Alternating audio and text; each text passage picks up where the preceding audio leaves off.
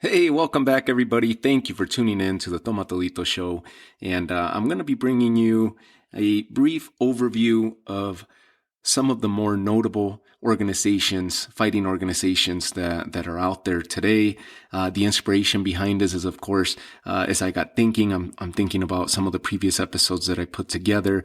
One that I did on Bellator MMA as I was sharing my opinion as to what I think the organization should do and some of the tweaks they should do towards gaining a larger audience and getting their things squared away there.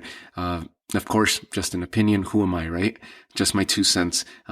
Also, I did an episode previewing how exciting the landscape within the lightweight division in the UFC is starting to play out, and how that's playing out, right? On whether Khabib ends up staying retired, then it's gonna be an awesome time in that lightweight division. So I do that. The inspiration behind this series was, hey, no biasness here, right? Towards these two organizations, and not turning a blind eye towards the other organizations that are leaving their mark and have left their mark and left their stamp on the sport of MMA and of fighting in general, right? So let's do right by the fight fan, by you, the fight fan. Let's do right by the fight game, and let's do justice to these organizations. So the next series of episodes is just going to be a brief overlook, a brief, not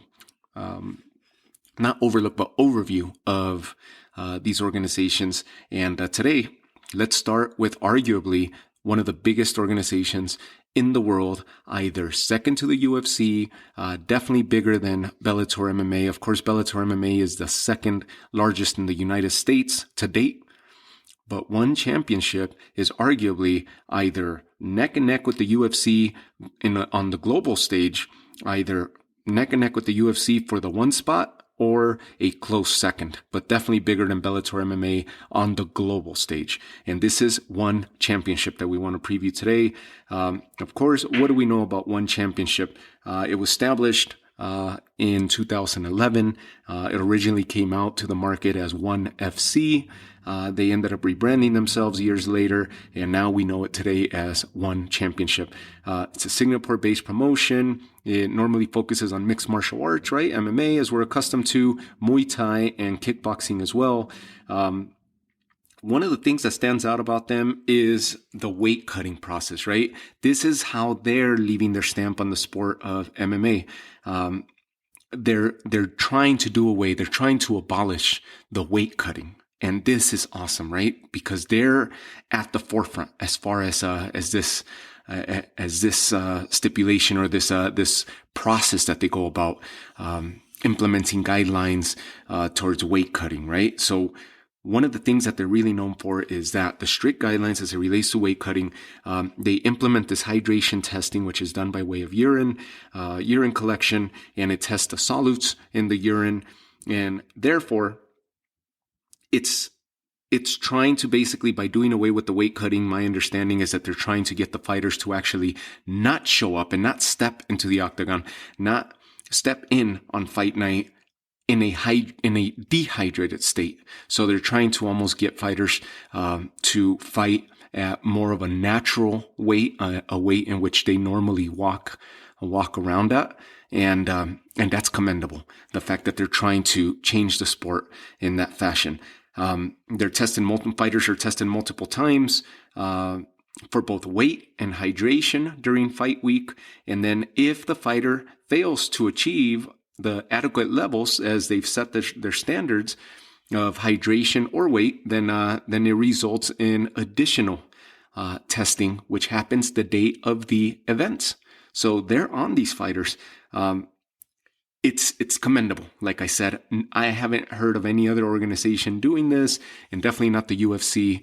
And if they're able to change, if this becomes a bigger thing, which I hope it does, they'll be able to change the sport of fighting and weight cutting as it relates to weight cutting forever, right? And so we'll start seeing fighters fight at more of a natural division as it relates to the weight in which they normally walk around at on a day-to-day basis versus fighters jumping up and down divisions and due to the weight cutting, and we see them dehydrated. We hear of these stories. I know Khabib was one that comes to mind in the UFC that had previous weight issues, weight cutting issues. And you name it, right? It's been multiple fighters. I know there's women fighters also that have gone through it, and it's awesome that one championship is doing that. They're leaving their mark on the sport of MMA. So they've been doing big things since 2011. They've held approximately 155 events to date, and they're still not done. They actually have 4 events left in 2020. December 4th is going to be one that's up and coming. December 11th, they have another one. December 18th, and to close out 2020, their last event's going to be on Christmas Day, December 25th. They're reaching nearly 150 countries now, and you name it. If you're able to tune them in through TV, in your local listings, check your local listings, because you'll be able to watch them on regular TV, your tablet, computer, via apps, mobile device via apps. So check your local listings, see how it is that you could catch one championship, and you name it. They've been attracting a lot of fighters. Rich Franklin left the UFC to go work in one of the big positions out there. I believe he was a vice president for a while.